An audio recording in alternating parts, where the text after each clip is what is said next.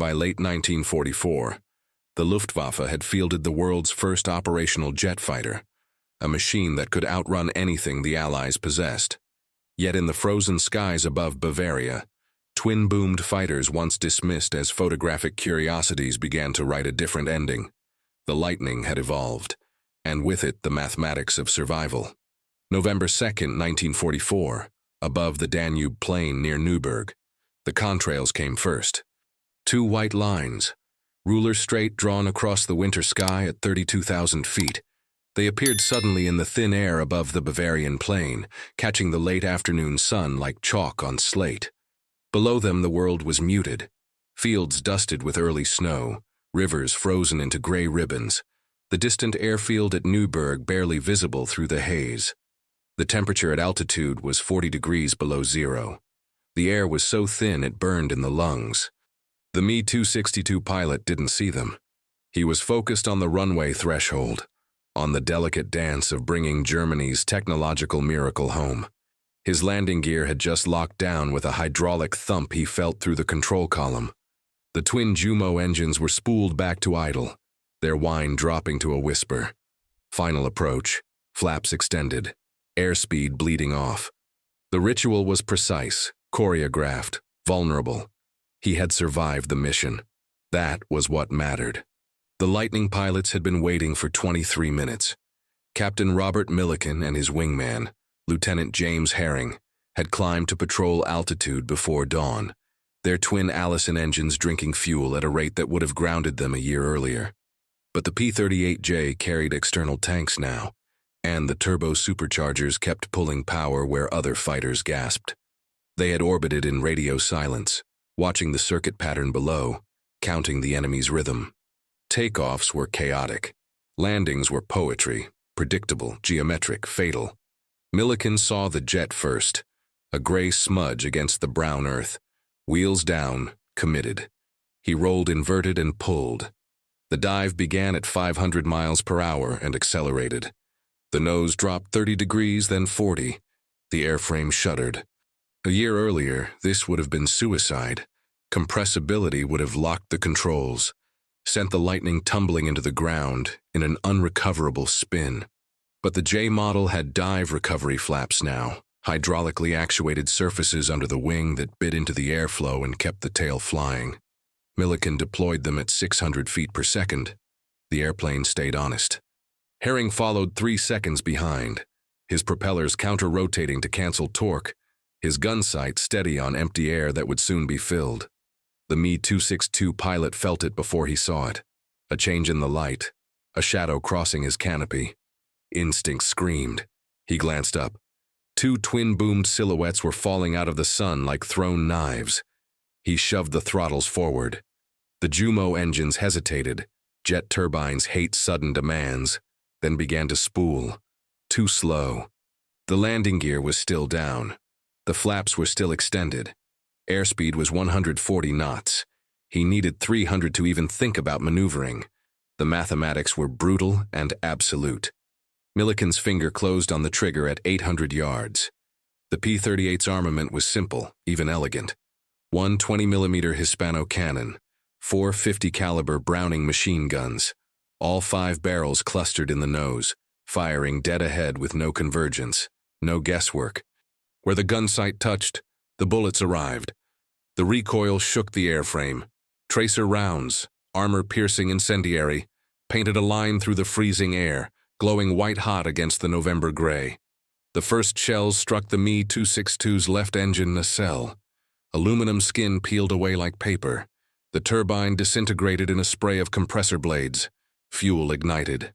The jet yawed hard left, its symmetry destroyed, and for a moment it seemed to hang in the air, suspended between flight and gravity.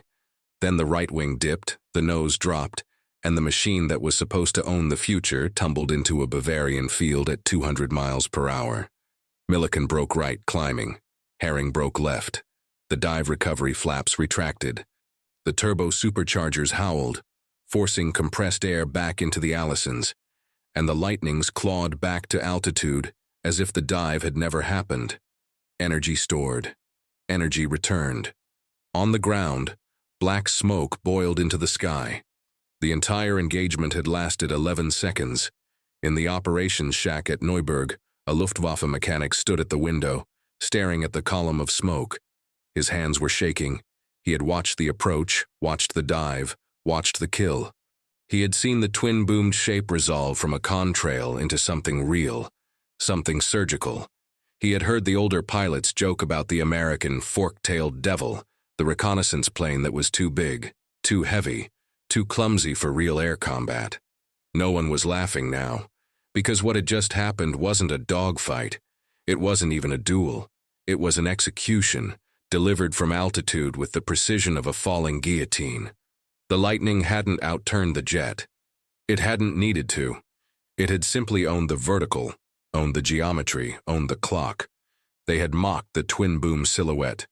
Now it fell like gravity. June 1943, occupied France, Channel Coast. The first reports came from Jagdgeschwader 2 and Jagdgeschwader 26, elite units stationed along the Atlantic Wall. Their pilots had begun encountering a strange American fighter over the bocage and the gray beaches. Twin-engined, twin-boomed, unmistakable. The Lockheed P-38 Lightning. Intelligence had tracked its deployment. Combat had revealed its flaws. The assessments were unanimous and scathing. Major Egon Mayer, a veteran with over 100 kills, filed a tactical memorandum that would circulate through Luftwaffe command for months. The Lightning, he wrote, was fast in a straight line but ponderous in a turn. Its twin engines made it heavy. Its twin booms made it draggy. At low altitude, where the air was thick and dogfights were decided by knife-edge rolls and snap reversals, the P-38 was a liability. FW-190s could outturn it. BF-109s could outclimb it. In the hands of an aggressive pilot, it was simply prey. The reports were correct. They were also incomplete. The early P-38F and G models suffered from a catalog of problems that no amount of pilot skill could overcome. Compressibility, the aerodynamic lockup that occurred in high-speed dives, turned the Lightning into a falling anvil. Pilots who pushed past 450 miles per hour in a dive often found their controls frozen, the elevator useless, the aircraft accelerating into an unrecoverable plunge. Recovery required altitude, luck, and brute strength on the yoke. Many never recovered at all. The cockpit heating system was a cruel joke. At 25,000 feet, temperatures dropped to 30 below zero. Pilots flew with frostbite on their fingers, ice forming inside their oxygen masks. The intercoolers, designed to cool the supercharged air entering the engines, froze solid at altitude, choking power just when it was needed most. Engine failures were common. Aborted missions were routine. And then there was the profile. The twin booms and central nacelle made the P-38 unmistakable, a silhouette that could be identified from miles away. There was no hiding, no blending into the chaos of a furball. Every German pilot knew what it looked like. Every gunner on the ground could spot it. The joke spread through the fighter schools. The Lightning was a reconnaissance plane pretending to be a fighter. Good for taking pictures. Adequate for escort, hopeless in a knife fight. The 55th Fighter Group learned this the hard way. Deployed to England in the autumn of 1943, the 55th flew early escort missions over France and the Low Countries. The losses were immediate and demoralizing. Pilots who tried to dogfight with Focke-Wulfs found themselves outturned and outpositioned. Those who dove away to escape found their controls locking up. The airplane that looked so modern, so powerful on the ramp, became a coffin at 12,000 feet. By December 1943, some squadrons were asking to re-equip with P-47 Thunderbolts. But across the Atlantic, something was changing. Lockheed's engineers had been reading the combat reports with a mix of frustration and determination. The P-38 had been designed as a high-altitude interceptor, a long-range escort, a bomber killer. It had speed, it had firepower, it had range. What it lacked was refinement, the small critical details that separated a promising design from a war-winning weapon. The compressibility problem was first. By early 1944, Lockheed had developed electrically actuated dive recovery flaps, small surfaces mounted under the wing leading edge that could be deployed in a dive to change the airflow over the tail. The effect was immediate and dramatic. Pilots could now push past 500 miles per hour and still recover. The dive, once a death sentence, became a tactical option. Boom and zoom, the tactic of diving from altitude, firing and climbing away, was suddenly possible. The heating and intercooler systems were redesigned. Cockpit temperatures became tolerable. Engine performance at altitude stabilized. The P-38J, rolling off the production line in the spring of 1944, was a different airplane. It looked the same. It flew like it had been reborn. And then there were the engines themselves. The Allison V1710, mated to General Electric turbo superchargers, produced over 1,400 horsepower per engine at war emergency power. More importantly, the turbos kept producing power at altitudes where German fighters began to suffocate. At 30,000 feet, a Bf-109G lost nearly half its power. The FW-190A, with its mechanically supercharged BMW radial, was even worse. The P-38J kept pulling. At 35,000 feet, it was still making more than 1,000 horsepower per side. This was the altitude where the new war would be fought. The armament had always been the Lightning's secret advantage. One 20mm Hispano cannon, 450 caliber Browning machine guns, all 5 weapons mounted in the nose, clustered tight, firing in perfect parallel. There was no convergence to calculate, no harmonization to adjust. The guns pointed where the nose pointed. At 600 yards, the bullet stream was a cone 12 feet wide. At 300 yards, it was a surgical instrument. Armor-piercing incendiary rounds, APIT, could crack engine blocks, ignite fuel tanks, shred control surfaces. A 2-second burst delivered 60 rounds of 50 caliber and 30 rounds of 20mm. Against a bomber, it was devastating. Against a fighter, it was overkill. The tactics evolved to match the technology.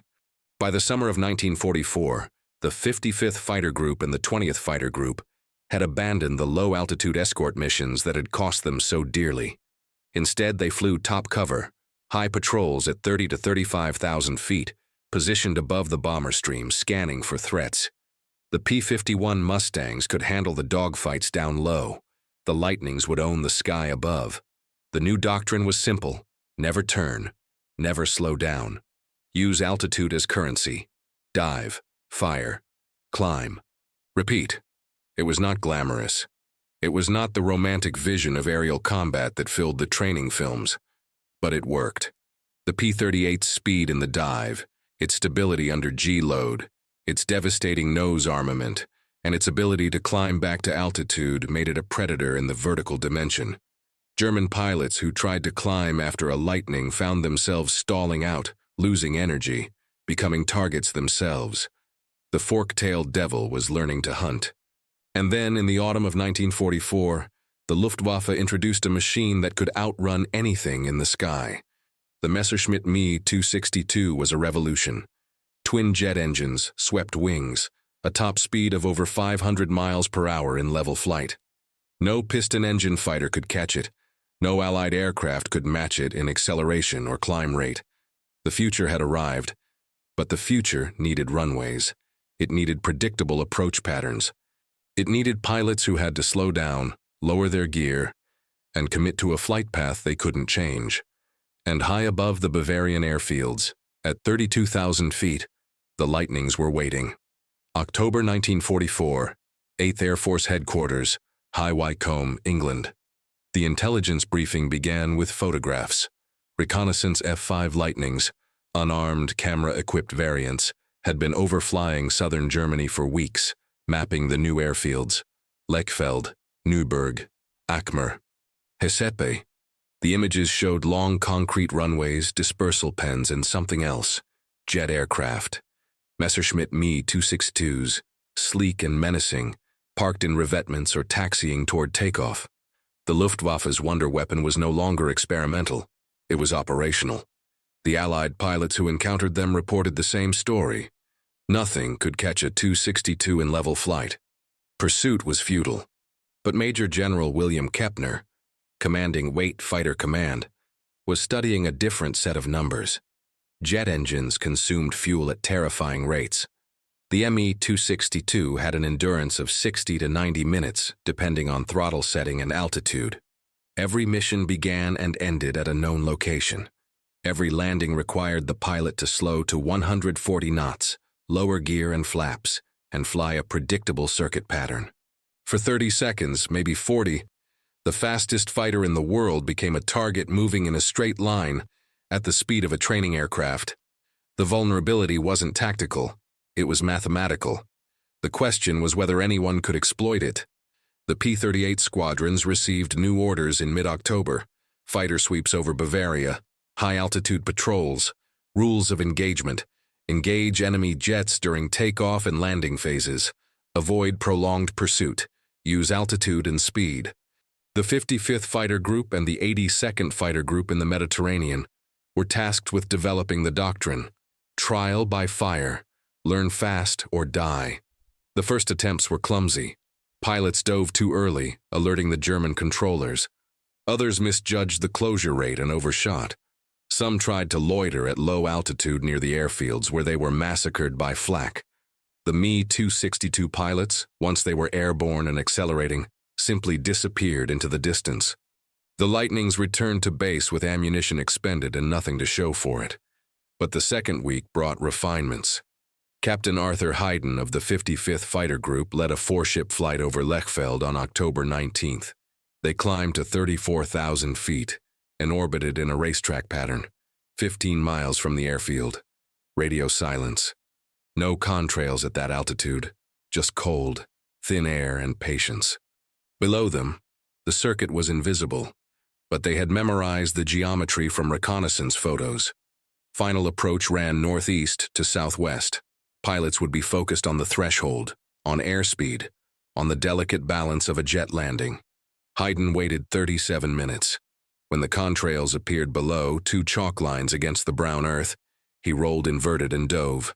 His wingman, Lieutenant Robert Wehrman, followed at a 3-second interval. The dive angle was 35 degrees. Airspeed built, 400, 450, 500.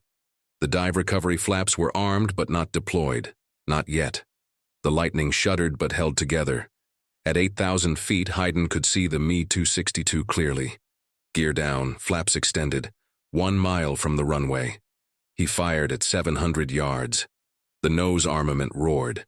50 caliber tracers and 20mm shells converged in a cone of fire that walked up the jet's fuselage. The first hits were tail strikes, aluminum skin shredding, rudder disintegrating. Then the rounds found the left engine. The Jumo turbine, spinning at 12,000 RPM, came apart in a catastrophic failure. Compressor blades became shrapnel. Fuel ignited. The Me-262 cartwheeled into a field a quarter-mile short of the runway. Hayden deployed his dive recovery flaps and pulled. The G-forces crushed him into his seat. His vision narrowed to a tunnel, but the Lightning responded. The nose came up. The airspeed bled off.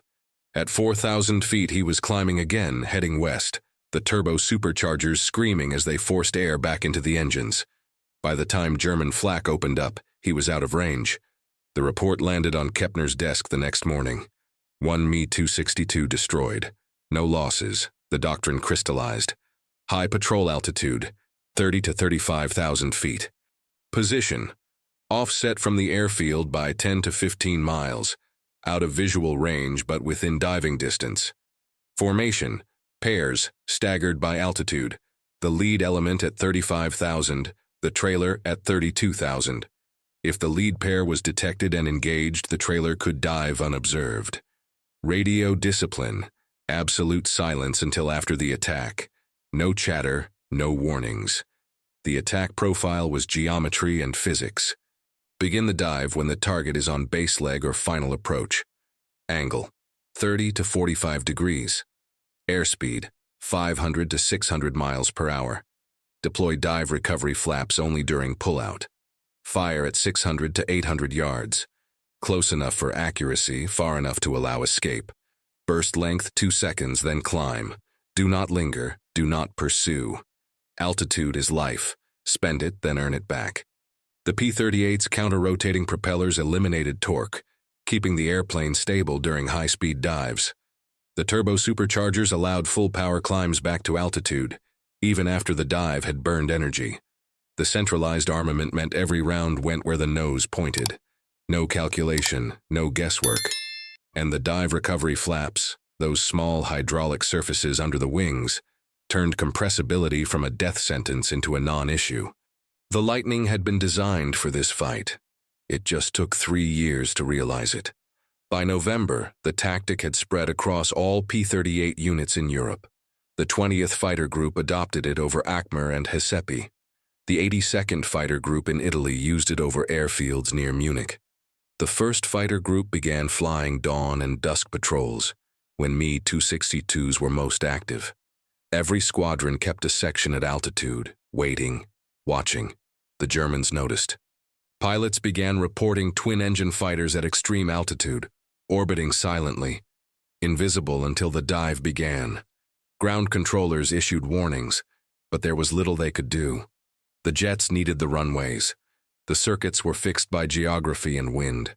The Lightnings had infinite patience and enough fuel to wait. On November 8th, Lieutenant Colonel Elwin Righetti of the 55th Fighter Group shot down 2 Me-262s in a single sortie, both on final approach to Newberg. On November 12th, Captain Ernest Fiebelkorn caught a jet rotating off the runway at Lechfeld, gear still retracting, speed barely 200 knots, and destroyed it with a 3-second burst. The jet exploded in a fireball that could be seen from 20 miles away. The statistics began to accumulate. Between October 1944 and March 1945, Allied pilots claimed over 100 Me-262s destroyed. A significant portion of those kills were attributed to P-38 Lightnings engaging jets during takeoff or landing. The numbers were disputed, debated, revised. But the pattern was undeniable. The future belonged to jets, but the present belonged to physics. And in the frozen skies over Bavaria, the fork-tailed devil had learned to wait at altitude, dive like a stooping hawk, and climb away before the enemy even knew what had happened. The airplane that had been mocked as too big, too clumsy, too specialized had found its role. Not as a dogfighter, not as a turner, but as something colder and more precise. A predator that owned the vertical. December 1944. Newberg Air Base, Bavaria. The mechanics stopped looking up. It became a reflex, a survival instinct encoded through repetition and loss. When the warning came over the field telephone, Achtung, twin-engine fighters at altitude, the ground crews would freeze, listening for the sound. Not the deep growl of a diving thunderbolt or the rising scream of a Mustang, but something else. A high, keening whistle that grew louder and sharper until it seemed to split the air itself. The turbo superchargers, the Lightnings were coming down. By then, it was already too late. The pilots knew it too. Major Franz Schall, a veteran jet pilot with over 100 kills, filed a report in mid-December that read, less like a tactical assessment and more like a confession. The Me-262, he wrote, was invincible in level flight and lethal in a climbing attack. But during landing and takeoff, it was a different machine entirely. Slow, predictable, vulnerable. The Americans had learned to wait at altitudes where the 262 could not reach them, then dive with such speed and violence that interception was impossible. We are hunted, he wrote, in the one place we cannot maneuver. The Luftwaffe's response was immediate and inadequate. Flak batteries were concentrated around the airfield perimeters. Quad 20mm guns, 88mm heavy flak, even experimental 128mm pieces designed for high-altitude work. The guns opened fire the moment enemy aircraft were detected, filling the sky with black bursts and tracer streams.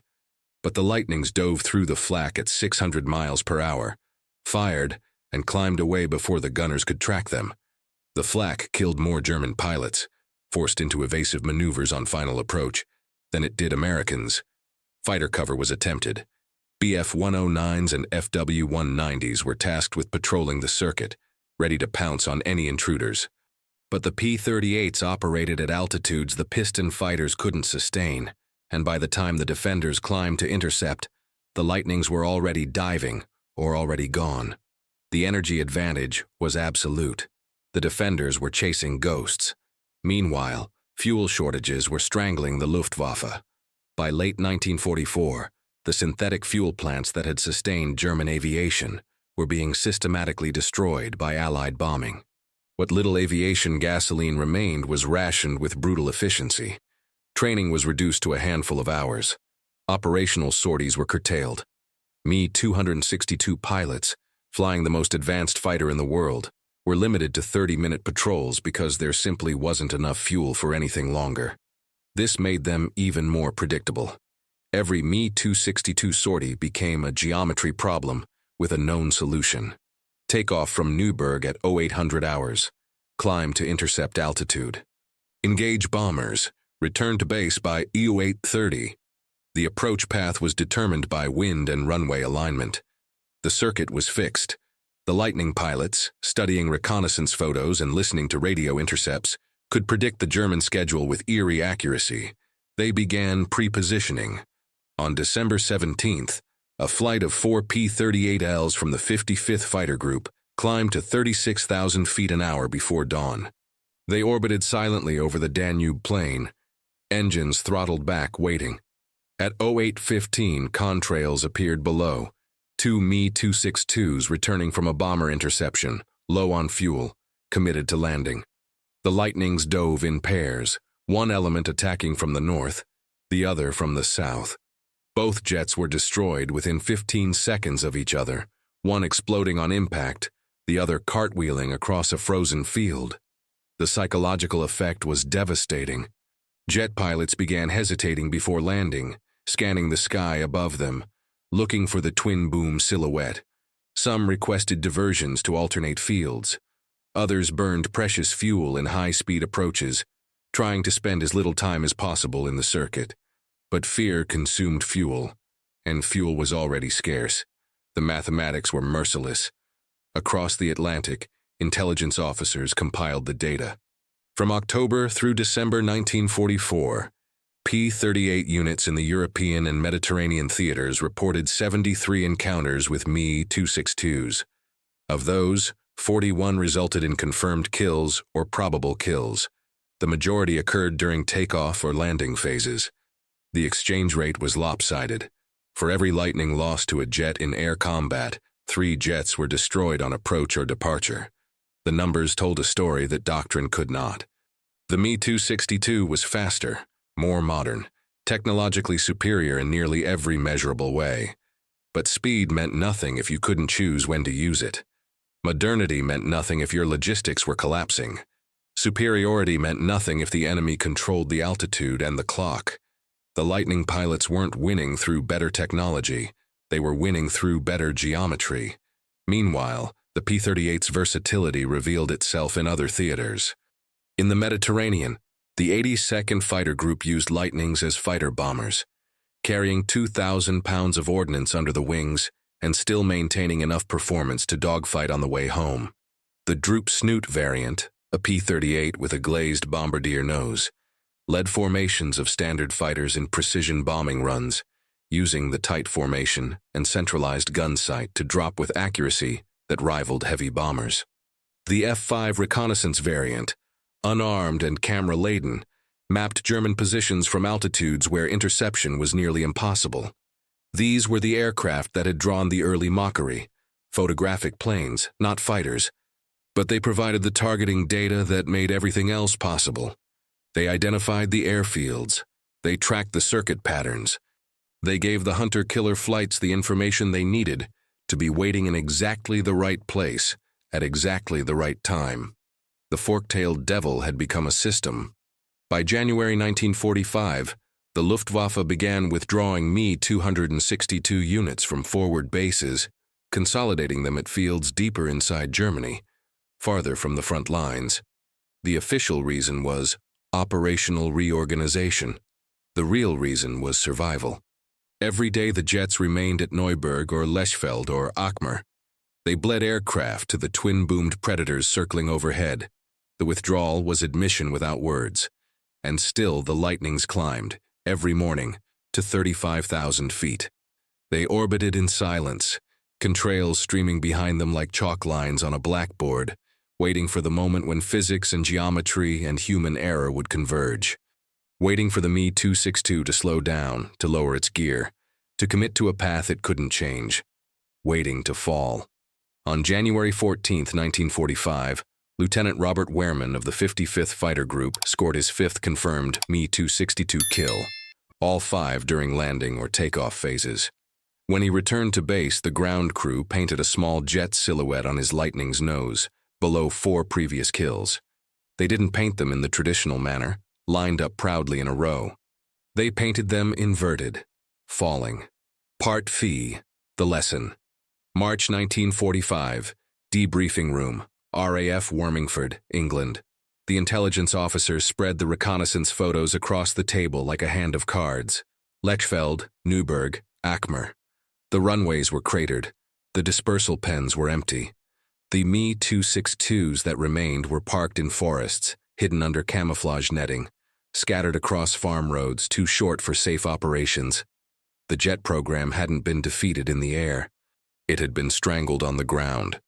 Captain Arthur Hayden studied the images in silence. He had flown 87 combat missions in the P-38 Lightning. He had destroyed 6 enemy aircraft, 4 of them Me-262s. He had never won a turning fight. He had never needed to. The airplane that his instructors once dismissed as a photographic curiosity had taught him a different kind of warfare. One measured not in bank angles and turn radius, but in potential energy and trigonometry. "We didn't outfly them," he said finally. "We outweighted them."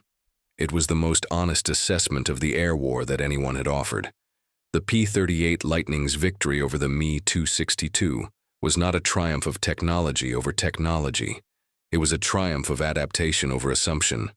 The jet was faster, sleeker, more advanced in every technical dimension.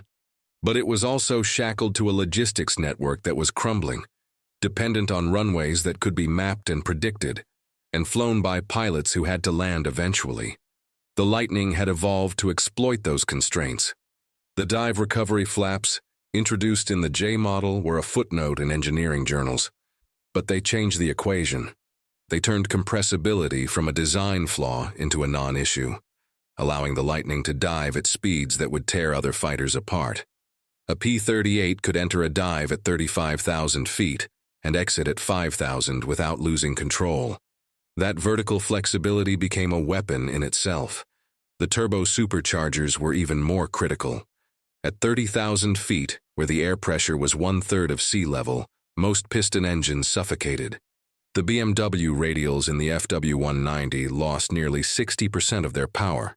The Daimler-Benz engines in the BF-109 fared only slightly better, but the Lightning's General Electric turbos compressed thin air back to sea-level density before feeding it to the Allison V1710 engines. At altitude, the P-38 wasn't just competitive, it was dominant. This allowed the Lightning to own the high ground, literally. Altitude became currency. The higher you started, the more speed you could generate in a dive.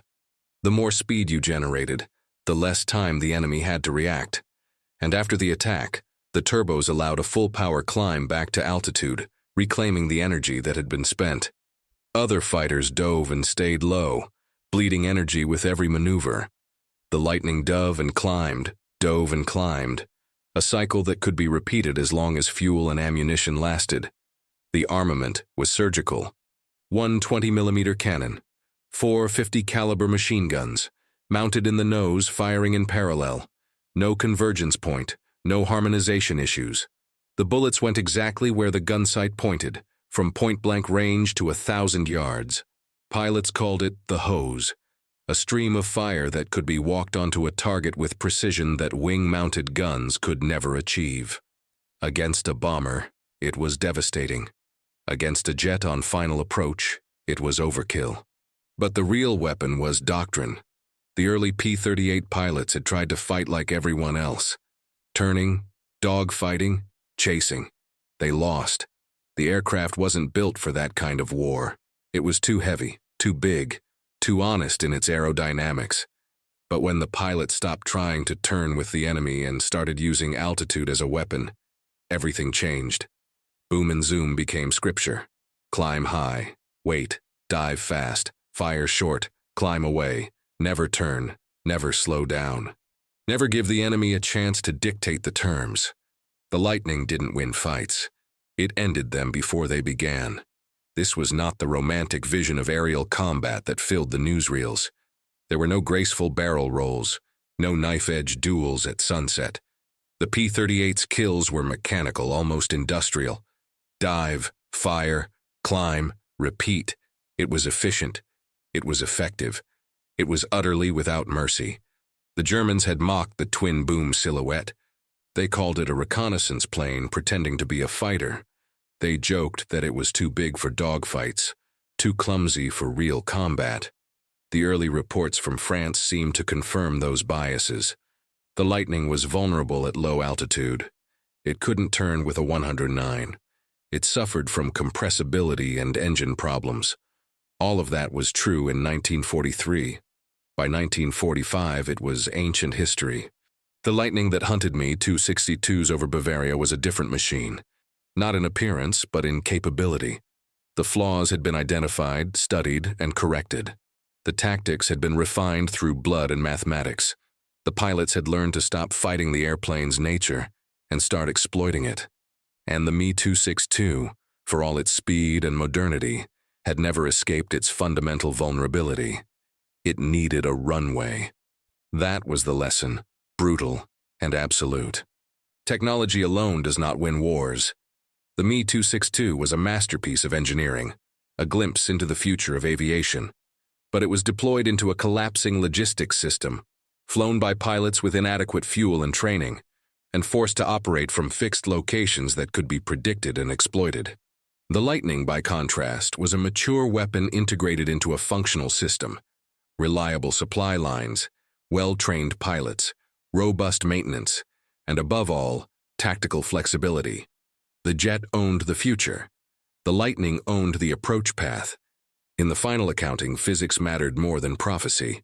A 500-mile-per-hour jet with its gear down was slower than a 400-mile-per-hour fighter in a 600-mile-per-hour dive. A machine that could outrun anything in level flight couldn't outrun gravity. A pilot focused on landing couldn't scan for threats at 35,000 feet. They were defeated not by weapons, but by arithmetic. On March 24, 1945, the last major Me-260U engagement occurred over Newberg. 4 Lightnings from the 55th Fighter Group intercepted 3 jets on final approach. 2 were destroyed. 1 escaped by firewall throttles and sheer desperation, barely clearing the tree line at the runway's end. The Lightning pilots didn't pursue. They climbed back to altitude, reformed, and continued their patrol. When they landed, the intelligence officer asked if they'd encountered any resistance. "No," one pilot replied. "Just targets." The fork-tailed devil had become something else entirely. Not a fighter, not a bomber, not a reconnaissance platform. It had become a theorem, a proof written in contrails and falling metal, that evolution beats innovation, that adaptability beats speed, and that the most unbreakable walls are not made of steel, but of belief. The truth had arrived at 35,000 feet, and no one in power had dared to believe it, until it fell. May 8, 1945, RAF Wormingford, England. The war in Europe ended on a Tuesday. The Lightnings sat on the hard stands in the morning light, their twin booms casting long shadows across the concrete. The ground crews moved among them with rags and oil cans, performing the rituals of maintenance even though there would be no more missions. Some of the aircraft bore names painted on their noses in careful script: Scrap Iron a Fool, Joltin' Josie, Thoughts of Midnight. Others carried only numbers and kill markings, small silhouettes arranged in precise rows, some upright, some inverted. Captain Arthur Hayden walked the flight line slowly, his flight jacket unbuttoned, his hands in his pockets. He stopped in front of his own aircraft, tail number 226. 6 small silhouettes were painted below the cockpit. 4 of them were inverted, jets falling. He had never painted them himself. The crew chief had done it without asking after the 3rd kill.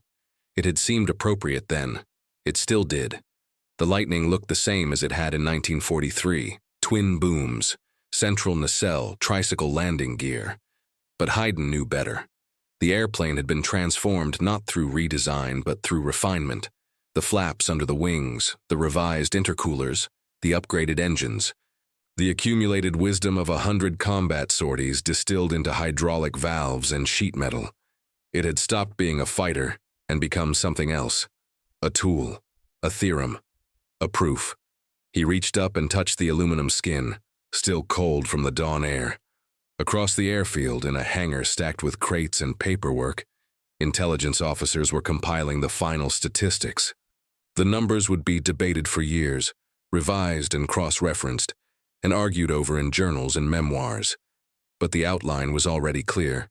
Between October 1944 and May 1945, P-38 Lightning units in the European and Mediterranean theaters had engaged Me-262 jet fighters in approximately 200 documented encounters.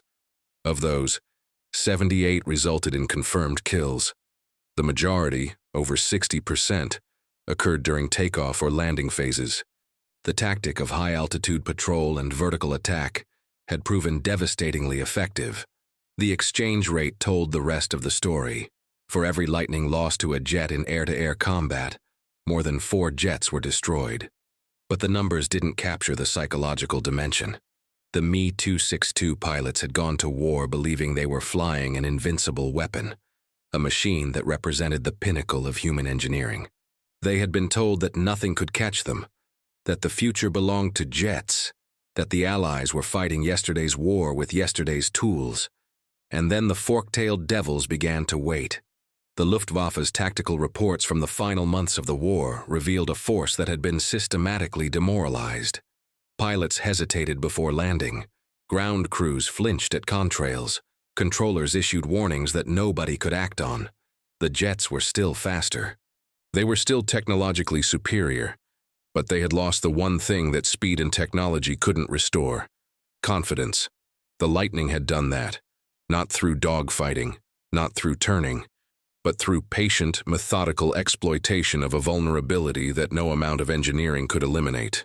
The jets needed runways. The Lightnings owned the sky above them. Haydn walked to the end of the flight line and looked east, toward Germany. Somewhere out there, on a cratered airfield near Newberg, a Messerschmitt Me-262 sat under camouflage netting, its turbines cold, its fuel tanks empty. It would never fly again. In a few weeks, it would be photographed, studied, dismantled, and shipped to Wright Field for analysis. Engineers would marvel at its swept wings and axial flow turbines. Designers would incorporate its lessons into the next generation of aircraft. But on May 8, 1945, it was just wreckage. The Lightning beside Haydn was still whole. In the years that followed, the P-38 would fade from the public imagination. The Mustang would get the glory. The Thunderbolt would get the myths.